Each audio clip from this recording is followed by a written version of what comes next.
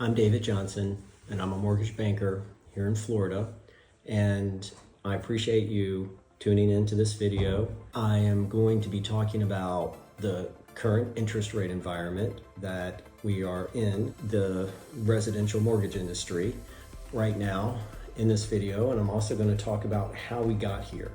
So the video is going to consist of just briefly explaining the past 2 years, 2023 and 2022, and talking about where we are right now, and then also talking about where I see us going in the future. I want to say that interest rates are very unpredictable.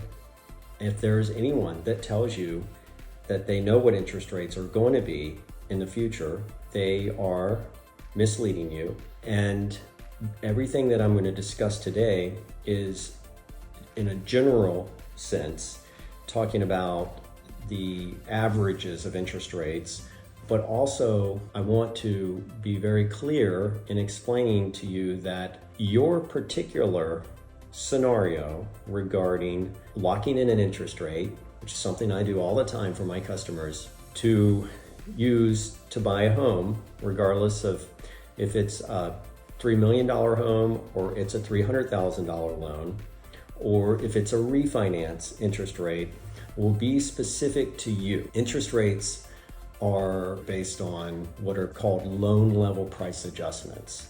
And the loan level price adjustments are based on down payment, on credit score, on the type of property it is. A condominium interest rate, especially here in Florida, is going to be a little more expensive than a single family residence interest rate in some regards.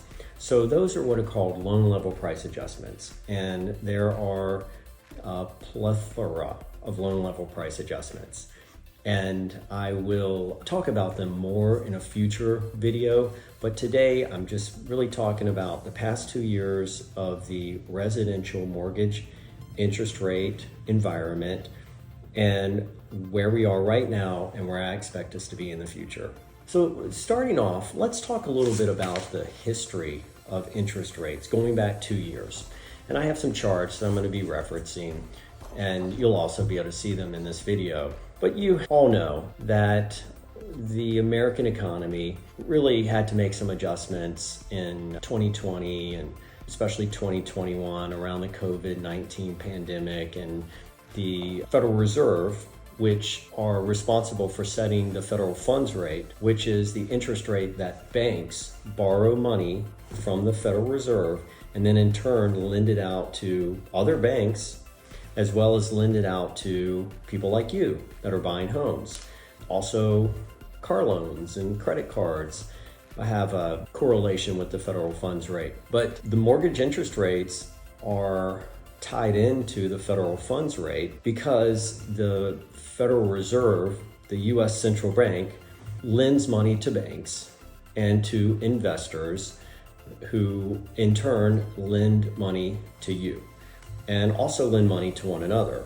Most people don't realize it, but banks and mortgage companies are borrowing money between one another all the time. So when you hear the federal funds rate is 5%, that is what the Federal Reserve will lend money to banks. And then the banks, who are in the business of making a profit, put a margin on top of that, and then they lend the money to consumers. So during 2022, interest rates were still very low. As a matter of fact, the lowest interest rate for 2022 was 3.22%.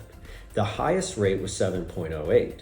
So that was a really major increase in interest rates during 1 year. That's very abnormal. The reason that happened is because the Federal Reserve, which had taken their federal funds rate down to zero, raised their federal funds rate 7 times during 2022. So as they began to raise their federal funds rate, banks then began to, in turn, increase their interest rates that they borrow money from one another as well as lend money to consumers. So that's why, as the year progressed, interest rates increased significantly. They actually rose to a level that we hadn't seen in many years. As we entered 2023, interest rates were still at that high point, and they actually started to go down a little bit in the beginning of 2023, which was very encouraging because people like me were hoping that 2022 had been the year where rates were high and there had been this reaction from the Federal Reserve to increase rates because they had reduced rates so low during the COVID-19 pandemic. And it would have been nice from my perspective because this year has been slower for me as a mortgage banker compared to 2022. And we were all in the industry, realtors, mortgage brokers, loan officers. We're hoping that rates were going to go down from the highs that we saw in 2022. And they actually did start to go down in the beginning of 2023 until the inflation information continued to indicate that we were in a high inflation rate environment and costs of products that we all use, yourself included, were high. Whenever you're in that kind of environment, the Federal Reserve are going to keep their rates high to make it more expensive to borrow money, because in their thought process, the more expensive it is to borrow money, people will borrow less money, which will drive the demand of products down and bring the prices down. So as the demand on products goes down, the idea is the prices on those products go down, which is reducing inflation, reducing the CPI, reducing the cost of goods that we all as consumers have to pay for. Well, as 2023 began to unfold, it was apparent that wasn't happening. So the Federal Reserve realized that they were going to have to increase rates more, and they actually did increase rates this year 4 times. So when they increased their rates, not only did it mean that interest rates weren't going to go down, but it meant that they were going to actually continue to go up from the highs of 2022. And they did. The high of 2022 was 7.08, and the high for 2023, the year that's about to end, was 7.79. That's a 3/4 point increase over what it was the year before. And that high point actually happened very recently. It happened in October of this year. Since then, interest rates have been going down. So because interest rates continued to climb through 2023, including the increase that we saw in 2022, it really affected the housing market, and the housing market has been slowing down for the past 2 years because the affordability of homes has gone up as interest rates were higher. It was more expensive to borrow more money for a mortgage.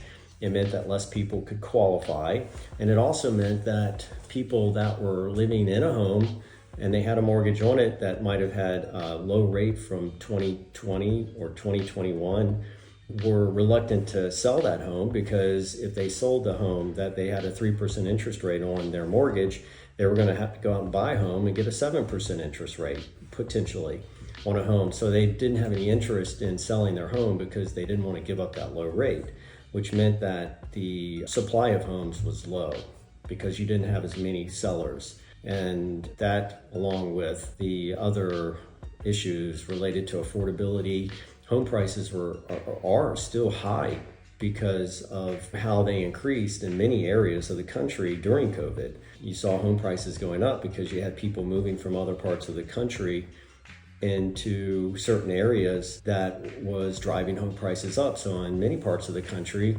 especially the Southeast and the Sun Belt part of the US, prices are still high compared to where they were 3 or 4 years ago. So because you had higher prices, higher mortgage interest rates, less sellers, less buyers, the cost of goods was going up, so people didn't have as much income to spend on buying a home. It's really caused the housing market to decline. So that is the past 2 years, and what's been going on the past 2 years. Now I'm going to talk a little bit about where we are right now, which after last week and the announcement of the Federal Reserve Chairman, Jerome Powell, that the Federal Reserve intends on cutting interest rates at least 3 times next year, there has been encouraging sign that the housing market will begin to improve. Not only will interest rates begin to go down after 2 years, it will create more activity in the housing market. There'll be more people that feel like they can now sell their home and they're not going to have to go out and buy a home and get a much higher interest rate. There'll be people that now, because interest rates are lower, and they have been going down for the past, since the latter part of October, they've actually been going down. Before last week's major announcement, interest rates were trending down. But now, as interest rates go down, it means that more people at different income levels can afford to buy a nicer home. So whereas before they might have qualified for a mortgage, but it wasn't enough for them to buy the home that they wanted, now they can qualify for a larger mortgage because interest rates are lower. Now they can buy that home that they want because they qualify for more money in a mortgage to be able to buy that home, as opposed to having to settle for a home that they didn't really want to buy. So that's going to cause more purchase activity, and you'll have the seller activity because people will start to sell their homes, and you'll have lower interest rates. So this is all very encouraging. The announcement last week was an early Christmas gift from the Federal Reserve. It has really been a turbo boost to the mortgage industry, to the housing industry, and after 2 years of a slump, it appears as if we might be coming out of that going into next year, which is all very exciting. And that's where I see 2024 going in the housing market. I am cautious as far as thinking that the rates are going to go down really quickly. I do still think that, and this is just my opinion, I do think that it will take as many as 2 years to be back to where we were before the pandemic happened, which it was around 4% interest rates.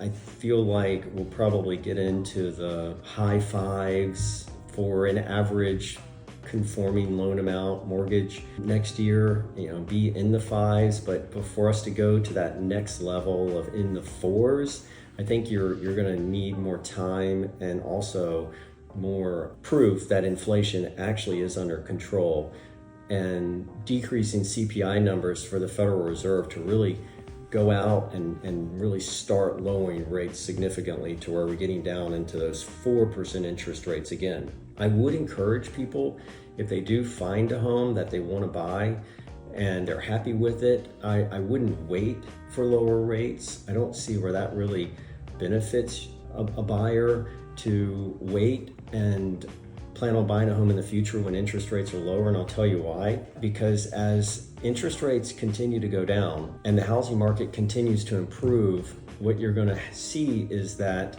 home prices begin to go up again, which means that if you were to wait a year or two to get a lower interest rate, more than likely you're going to pay much more for that same house. So it'd be better, in my opinion, to buy that home now. And I would suggest that you speak with a realtor to get their opinion on this and make sure that whatever home you're looking at, you're paying a market price for it and you're not paying too much for it. And if you can find a home where you have a seller that maybe has been trying to sell for a while, and you might be able to get that home for even under market value right now, because it has been a slow market. So my advice would be not to wait to buy a home. If you have one now that you're interested in and you'd like to buy and you can afford to buy it, go ahead and buy it.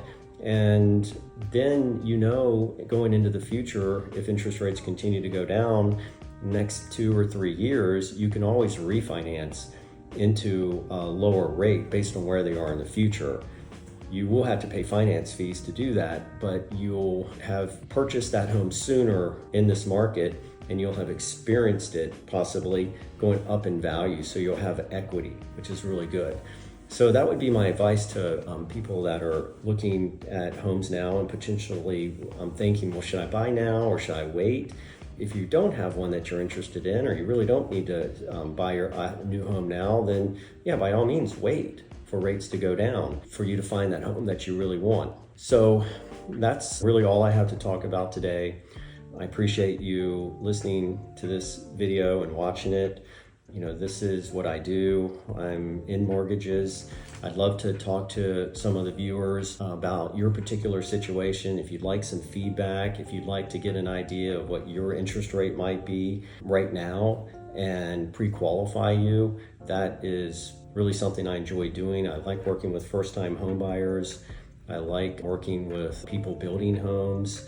So I encourage you to contact me. My email address and my phone number are in the comments section. And other than that, if you're in the industry, if you're another realtor or builder or someone like that watching this video and you have questions about the market or interest rates or mortgage products, please contact me as well. So with that, I'm going to end this video now. Thank you for watching it. I encourage you to keep an eye on the channel, and if you see a video you like, please like it, and have a great rest of your day. Thank you.